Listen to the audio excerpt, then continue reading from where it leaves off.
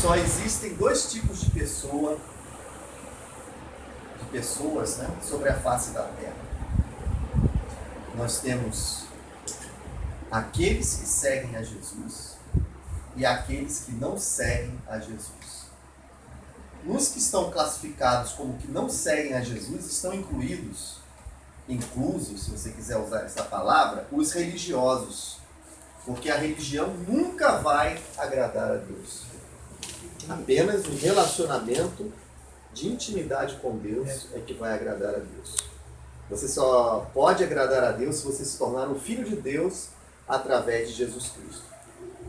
Então hoje nós vamos fazer esse estudo começando qual é a real condição de todo ser humano sem Jesus. O primeiro ponto que gostaríamos de abordar é: todo ser humano sem Jesus são pecadores que erraram o alvo de Deus. Vamos abrir Romanos 3:10 e 23. Romanos capítulo 3, versículo 10 e 23.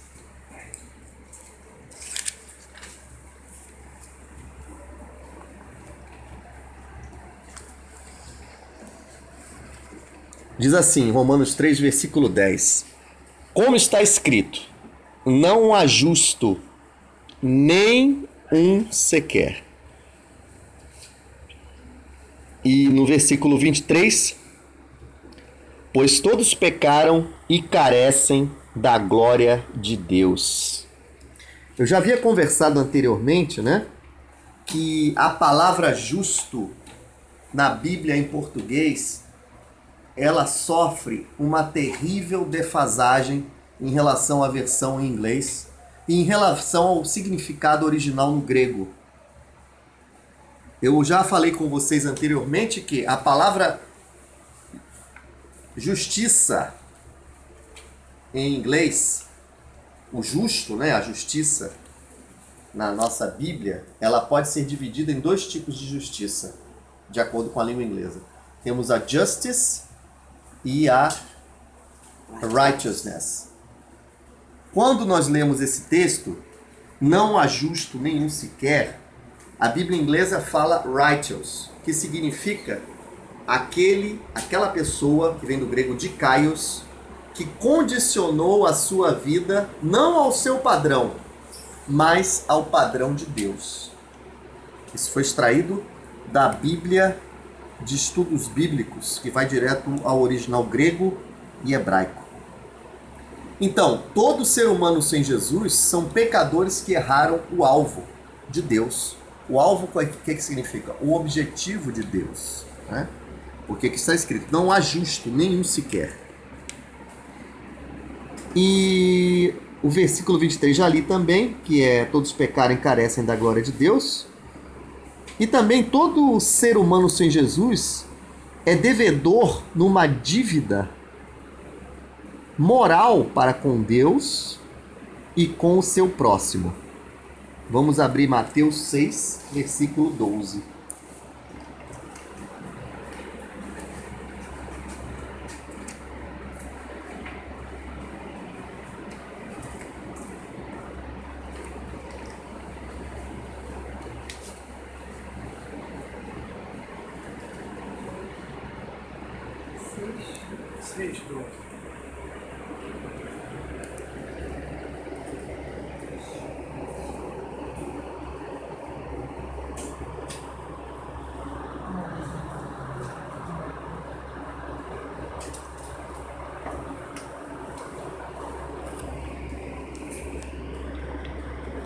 Em Mateus 6, versículo 12, nós temos a seguinte passagem. Jesus estava ensinando, por insistência dos discípulos, a famosa oração do Pai Nosso, né?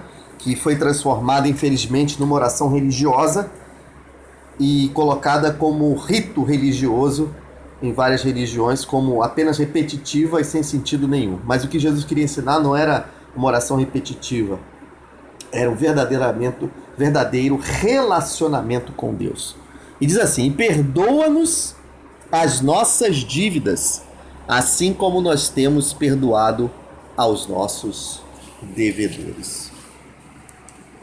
Esse texto, né, Na verdade, em Mateus 6,12, Jesus queria dizer o seguinte: nenhum homem em seu comportamento ele pode atender às expectativas de Deus em sua vida.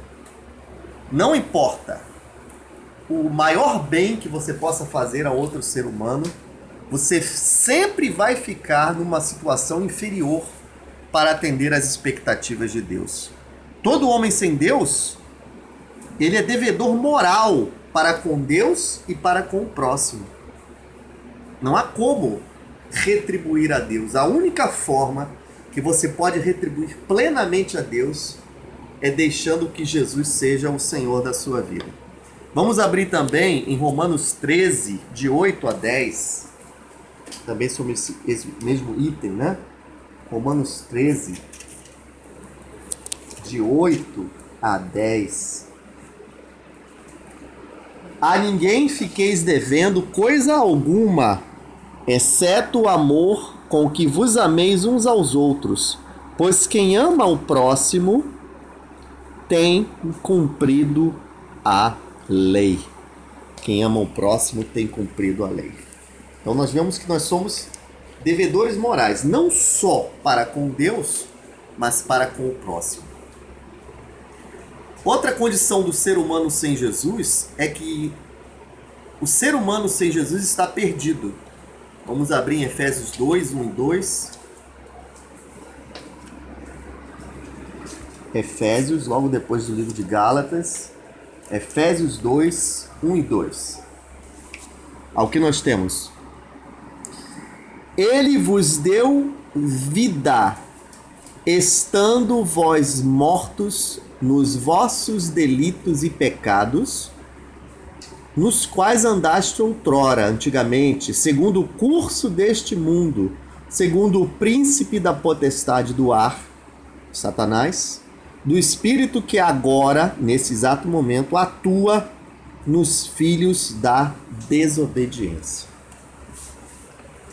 O que eu queria chamar a atenção nesse texto, Efésios 2, 1 e 2, é que ele diz assim no versículo 1, ele vos deu vida estando vós mortos. Essa palavra mortos vem do grego necros, que é muito conhecida na língua portuguesa, né? Necro, o prefixo necro significa morte, né? Mas essa morte que está dizendo aqui só tem sentido se você entender ela em nível espiritual. Ele vos deu vida estando vós mortos. Não mortos fisicamente, mortos espiritualmente para Deus. Então, o homem sem Jesus Cristo, ele está fisicamente, biologicamente vivo, mas espiritualmente está morto para Deus. O que significa morto para Deus? Deus não pode ter acesso espiritual a essa pessoa, porque essa mesma pessoa ainda não entregou a vida a Jesus Cristo. Por isso ele não tem comunicação direta com o céu. Então, estando vós mortos nos vossos delitos e pecados. Então nós lemos Efésios 2, 1 e 2. Vamos abrir também Lucas 19, versículo 10. Lucas 19.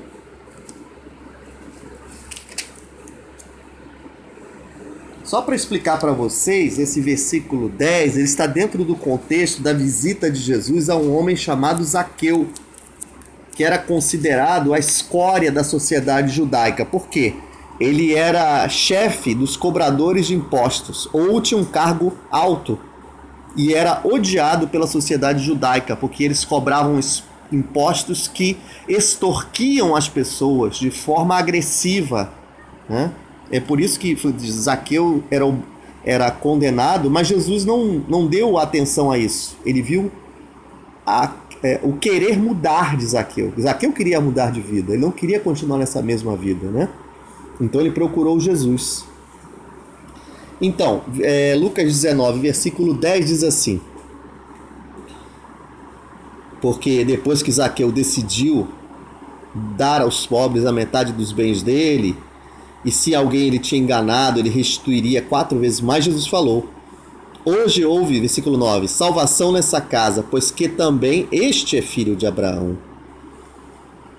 Jesus jamais chamou um fariseu ou um daqueles religiosos falsos, né, de filho de Abraão, mas a Zaqueu ele chamou, porque o Filho do Homem veio buscar e salvar o perdido. Então, o homem sem Jesus, ele está perdido, né? Ele não sabe o que fazer. Muitas pessoas se suicidam, muitos procuram fazer cursos, né, de terapia mental, porque não sabem o que fazer da vida. Não que isso seja errado. Muitas vezes a pessoa precisa de um aporte médico, na verdade. Mas muitas pessoas não têm o que fazer, porque elas se sentem perdidas. Não sabem o que querem da vida, porque não receberam Jesus como Senhor da sua vida. Até o próprio escritor Dostoiévski, eu sempre repito isso, ele dizia: há um vazio no coração do homem que só Deus pode preencher. E vemos então que o homem sem Jesus está perdido. Ele também, o homem sem Jesus, ele está cego espiritualmente, porque o homem natural não consegue compreender, entender as realidades espirituais. 2 Coríntios 4:4.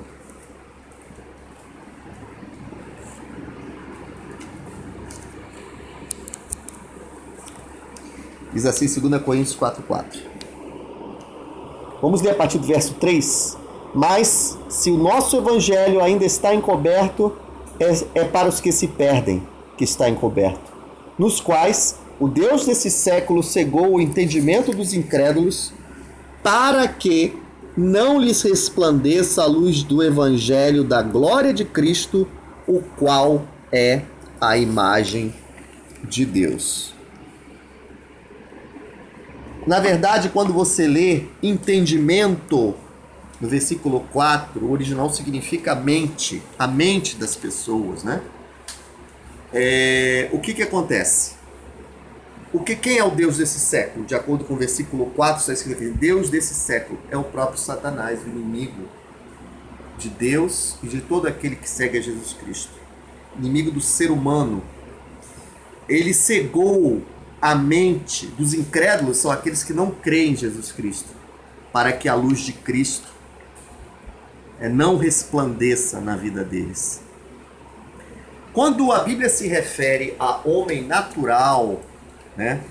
Homem natural, nós temos, já falamos também sobre isso, a humanidade é dividida em 2 tipos de ser humano. Nós temos o homem natural, depois você vai ler isso com calma, em outros trechos da Bíblia, que eu não registrei agora, provavelmente em Coríntios, diz assim, o homem natural e o homem espiritual. Na verdade, o planeta Terra é dividido em 2 tipos de pessoas, o homem natural e o homem espiritual.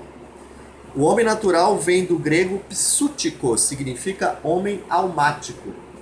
Homem espiritual tem até um nome engraçado no grego, chama pneumático, que é o homem espiritual. Pneuma é espírito, né? Então o homem natural não entende as coisas de Deus. Qual é o problema do homem natural?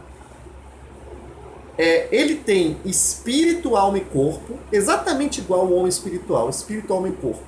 Só que o espírito do homem natural não tem comunicação com Deus. Então, se você fizer uma comparação, na verdade, fora o raciocínio, a inteligência, que é uma coisa à parte, não há mais nada que o diferencie dos animais. Porque o homem natural, ele vive através dos seus instintos, daquilo que ele acha que é certo, daquilo que ele pensa que é certo. Ele vive através das suas emoções. Se ele acordou de mau humor, ele vai maltratar todo mundo. Ele vive através dos seus impulsos. Se ele sente vontade de fazer uma coisa errada, ele vai e faz. E o homem espiritual é diferente. Ele tem limitações, obviamente, físicas, mas ele submete todo o seu ser, espírito, alma e corpo, a Deus. Daí a grande diferença entre o homem natural e o homem espiritual. Você só consegue se tornar um homem espiritual se você receber Jesus Cristo como Senhor. Não adianta. Você pode ir a 1000 cultos por ano, fazer 500 atividades na igreja e mesmo assim não ser nascido de novo. O que nós temos visto ultimamente é igrejas superlotadas. Não digo igreja, que seria uma terminologia incorreta. Nós vemos o quê? Templos superlotados e pessoas cada vez mais agindo de forma inconsistente com a palavra de Deus, que não confere com o que está escrito na palavra de Deus. Então, o fato das pessoas irem aos templos não significa necessariamente que nós estamos lidando com um homem espiritual. Talvez um simpatizante de Cristo, mas um simpatizante de Cristo não é um nascido de novo. Então vamos lá. Outra coisa do ser humano sem Jesus que nós podemos perceber é que eles estão separados da vida de Deus. Vamos abrir em Efésios 2:12.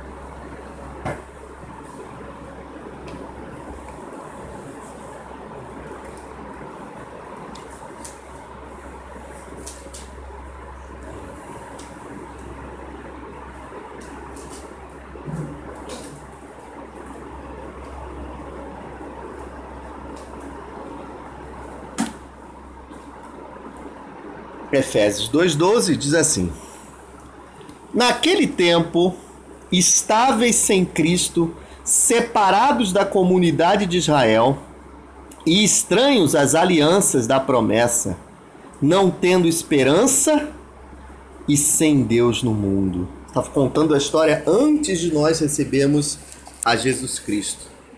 Separados da vida de Deus. Quem não recebeu Jesus Cristo como Senhor e Salvador da sua vida está certamente separado da vida de Deus. São aquelas pessoas que nós vemos no nosso dia a dia, que só recorrem a Deus quando estão numa situação difícil. Quando está tudo bem, jamais lembram de Deus. Mas quando a coisa começa a apertar, quando o mundo delas começa a cair, elas começam a procurar a Deus. Mas elas estão separadas de Deus. Elas não têm conexão direta com o céu. Você só tem conexão direta com o céu se Jesus Cristo for o Senhor da sua vida. E não só separados de Deus, mas alheios às promessas de Deus. Porque, na verdade, o que acontece? As promessas de Deus são para seus filhos aliançados com Ele. Promessas da palavra de Deus só são para aqueles que servem a Jesus Cristo. Aquela pessoa que ainda não entregou a sua vida a Jesus Cristo, ainda não tem direito às promessas de Deus. Ela permanece fora das promessas. Outra coisa, todo ser humano sem Jesus é culpado. Tiago, capítulo 2, versículo 10.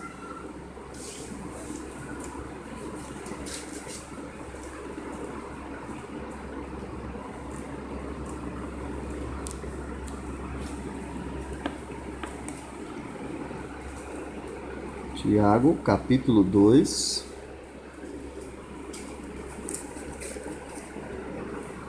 versículo 10. Diz assim: pois qualquer que guarda toda a lei, mas tropeça em um só ponto, se torna culpado de todos. Na verdade, quando a lei foi criada e dada a Moisés, na velha aliança, os 10 mandamentos, foi para mostrar ao homem que é impossível observar todos os mandamentos se a presença de Deus não estiver na sua vida. Então, na verdade, o homem sem Deus, ele está debaixo da velha aliança, porque ele não se submeteu à nova aliança de Jesus Cristo. Então ele é culpado. Romanos 3,19.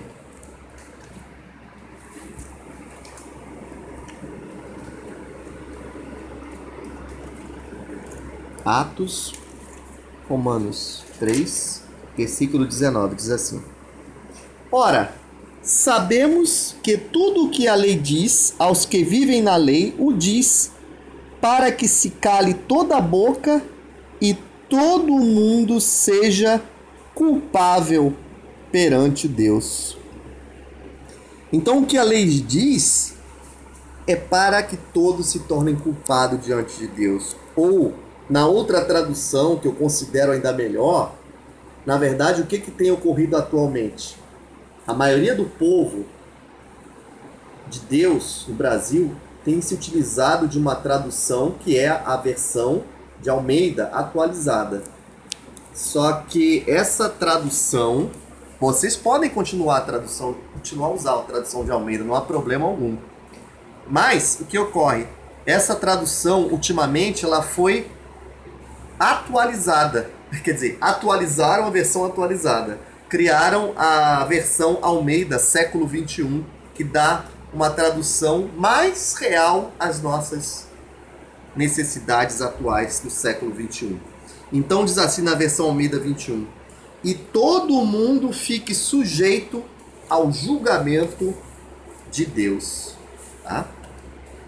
Então o ser humano sem Jesus, além de ser culpado, ele também está condenado. Isso é muito forte e eu considero muito triste também, né? Além disso, está condenado. Vamos abrir um texto que nos prove isso. Evangelho de João, capítulo 3, de 17 a 21.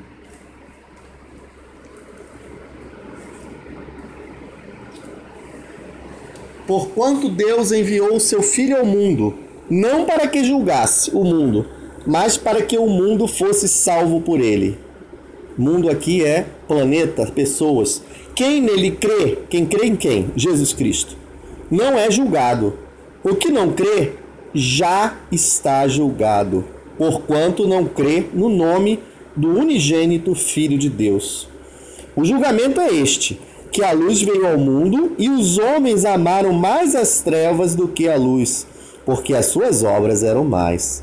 Pois todo aquele que pratica o mal, daí também aborrece a luz e não se chega para a luz, a fim de não serem arguídas as suas obras. Quem pratica a verdade aproxima-se da luz, a fim de que as suas obras sejam manifestas, porque feitas em Deus. Em outra tradução, da Almeida século XXI, não está escrito o verbo aborrece, e sim o verbo que realmente deveria estar aqui, que é odeia. Então vamos ler na tradução Almeida 21. Pois todo aquele que pratica o mal odeia a luz e não se chega para a luz, a fim de que não sejam expostas, não é arguídas, é expostas as suas obras.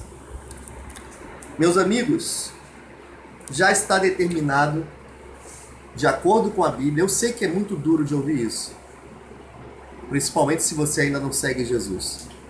Já está determinado, de acordo com a Bíblia, o destino de todo aquele que não segue a Jesus Cristo.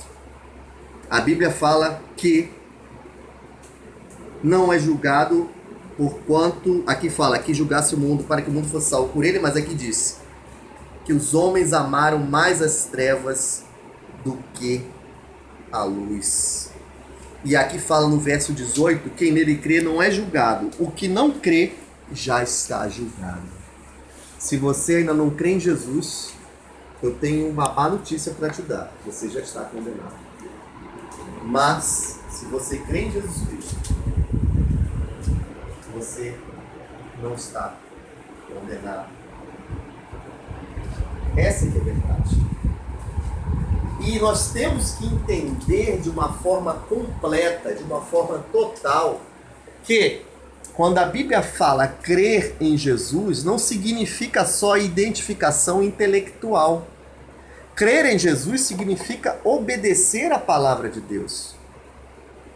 Não adianta dizer só que crê em Jesus e não obedecer a palavra de Deus. A Bíblia afirma até que os demônios creem que existe Deus e tremem e temem diante da presença dele. Só que, se você não faz nada em relação ao que está escrito aqui na palavra de Deus, se você não vive para Jesus, eu tenho uma boa e uma má notícia. Qual você prefere ouvir primeiro? Vou dizer primeiro a má notícia. Se você não crê em Jesus, você já está condenado. Mas eu trago para você uma boa notícia. Se você crê em Jesus, você saiu da condenação e agora pode ter contato 24 horas com Deus. Aleluia por isso. Graças a Deus.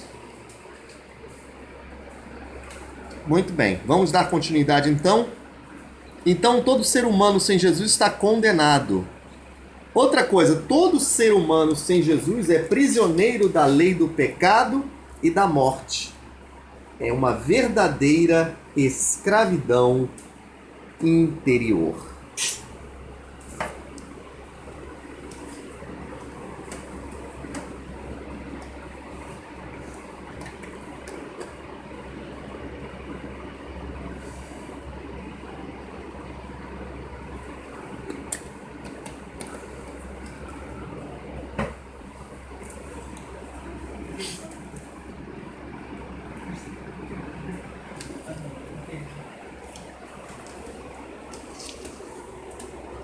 Antes de irmos para esse ponto de que o homem sem Jesus é prisioneiro da lei do pecado e da morte, uma escravidão interior, eu gostaria de relembrar aquele texto que nós lemos. Não precisa você abrir de novo não, só para relembrar.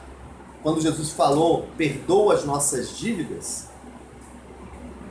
ele estava utilizando-se, na tradução que foi feita, dívida, vem do grego opheleimata, que significa uma dívida que é devida e será rigorosamente cobrada, uma ofensa que obriga à reparação.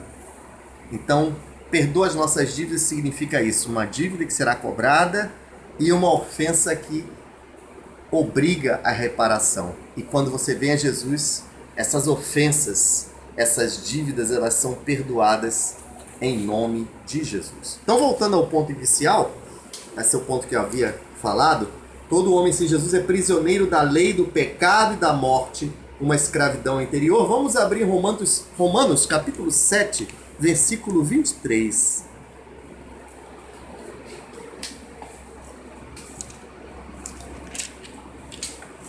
Diz assim: mas vejo nos meus membros outra lei que, guerreando contra a lei da minha mente, me faz prisioneiro da lei do pecado que está nos meus membros. O apóstolo Paulo está falando sobre o pecado na vida das pessoas, né? Que há uma lei que guerreia contra a vontade de Deus, que é a lei do pecado. E toda aquela pessoa que não tem Jesus, ele é prisioneiro da lei do pecado e da morte. A pessoa se torna, na verdade, um escravo interior dos seus vícios, das suas manias, porque Jesus ainda não é o Senhor. Mas, agora que nós vimos a real condição de todo ser humano sem Jesus, nós vamos agora entrar no significado de justificação. A gente só estava falando agora das coisas, das características ruins, né? Porque sem Jesus, se já está difícil com Jesus Cristo viver na Terra, sem Jesus, meu amigo, você está numa situação de muito perigo. Então, o significado de justificação. Justificar significa atribuir justiça a alguém. Não é dar uma desculpa pelo erro de alguém, mas enxergá-lo como se jamais tivesse errado. É ser feito justo diante de Deus pelo sangue de Jesus. Nada que façamos pode nos fazer merecedores disso, mas é pura misericórdia de Deus. Eu gosto muito de uma ilustração, se não me engano, do livro Como Ser Cristão Sem Ser Religioso, que está esgotado. Esse livro é de 1985, o autor é Fritz Riedener. Na verdade, foi meu livro de cabeceira quando eu tinha 20 anos de idade, em 1985, calcule só a minha idade agora. Em 85 eu tinha 20 anos, agora você já sabe a minha idade, né? Então esse livro, Como Ser Cristão Sem Ser Religioso, ele traça muito bem as características. Ele faz uma exposição do livro de Romanos e coloca numa linguagem mais acessível à população. E numa das ilustrações que ele faz, se não me engano está nesse livro, eu também posso me enganar, né? Ele diz que, digamos que você seja condenado por um crime gravíssimo, né? E o júri já deu o veredito final, que é a sua condenação. Mas de repente se levanta alguém daquele tribunal e diz perante o juiz que vai pagar a sua pena, vai no seu lugar pagar a sua pena. Foi exatamente isso que Jesus fez. Ele nos substituiu na pena que era a condenação eterna, ou se você quiser usar um termo interessante, né, que é quando a pessoa é condenada por um crime, é prisão perpétua, né, chamado. Mas então Jesus Cristo, ele veio e nos substituiu, e na verdade o que aconteceu? A justificação é exatamente isso. Aqueles pecados foram lançados sobre Jesus, e agora, quando Deus olha para cada ser humano que recebeu Jesus como Senhor, ele vê perdão, ele vê misericórdia pelo sangue de Jesus. Nós não merecemos nada, foi a pura misericórdia de Deus. Então agora nós estamos livres para seguir a Deus. Então, vamos estudar sobre a justificação. Primeira coisa que aconteceu na justificação é que Deus colocou a nossa dívida na conta de Jesus, seu Filho. 2 Coríntios 5, 21.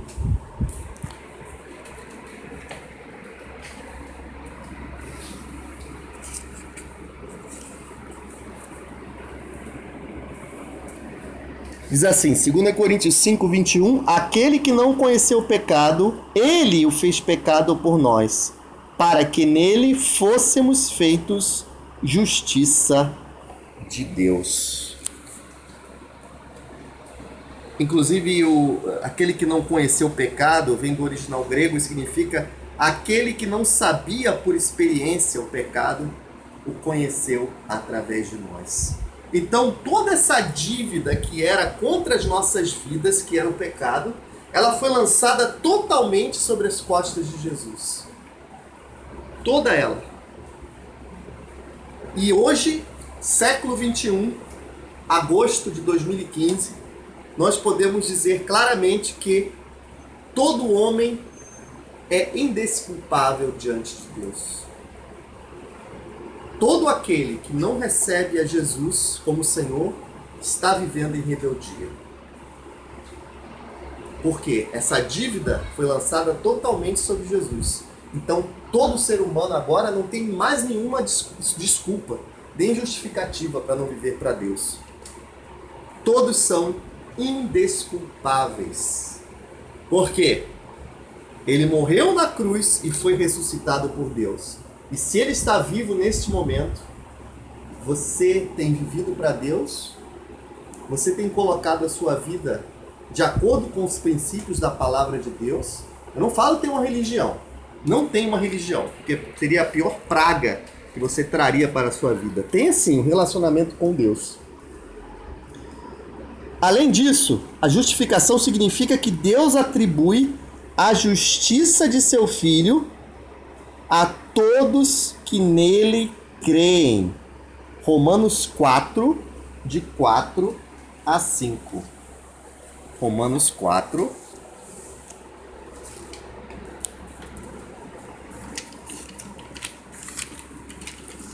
Romanos 4, de 4 a 5, diz assim: Ora, ao que trabalha, o salário não é considerado como favor, e sim como dívida. Mas, ao que não trabalha, porém crê naquele que justifica o ímpio, a sua fé lhe é atribuída como justiça.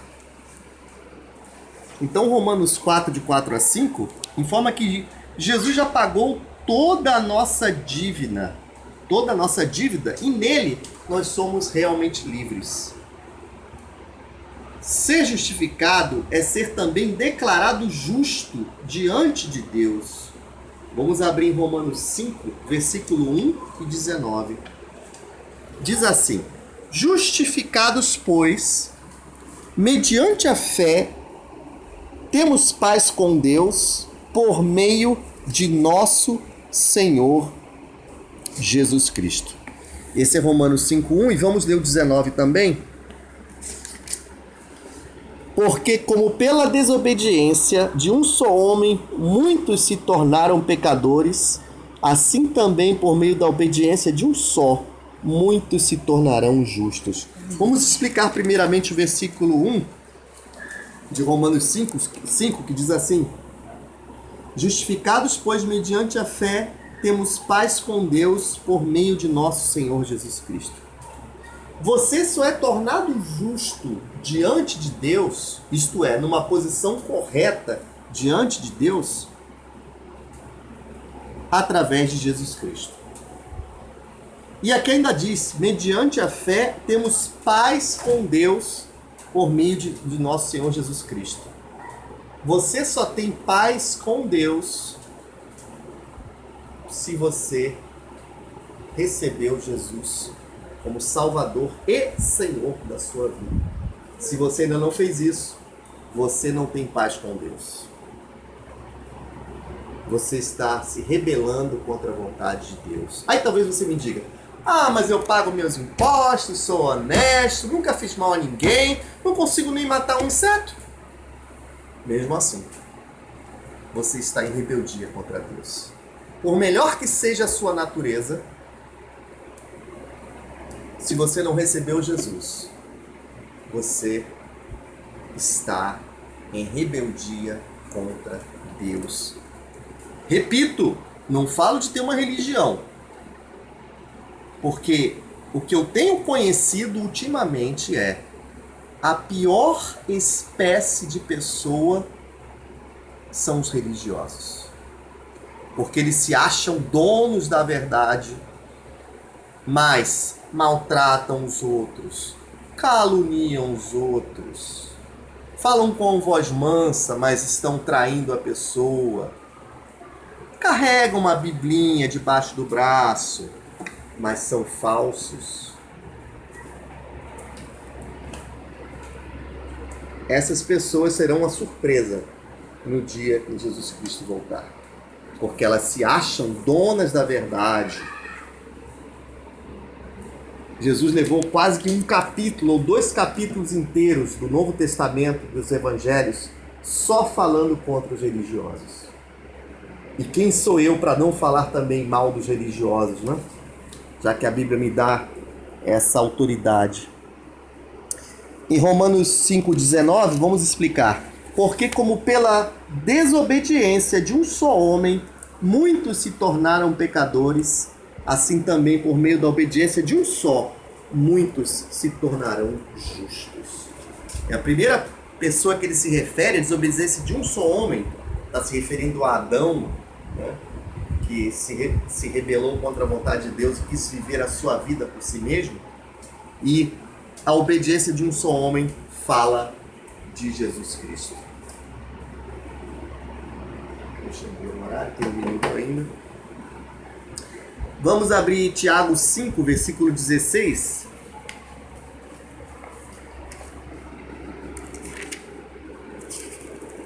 Diz assim: Confessai, pois, os vossos pecados uns aos outros e orai uns pelos outros para serdes curados. Muito pode, por sua eficácia, a súplica do justo.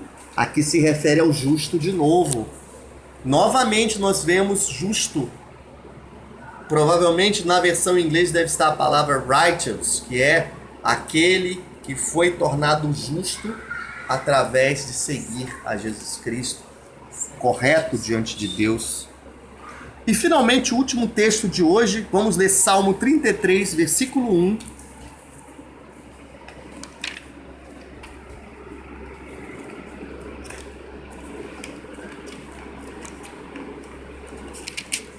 Diz assim: exultai, ó justos, no Senhor, aos retos fica bem louvado. Com esse tópico nós terminamos o nosso estudo de hoje, mas eu gostaria de fazer uma observação. O Salmo 33, versículo 1, quando ele diz justos e retos, são aqueles que colocaram Jesus Cristo como Senhor da sua vida.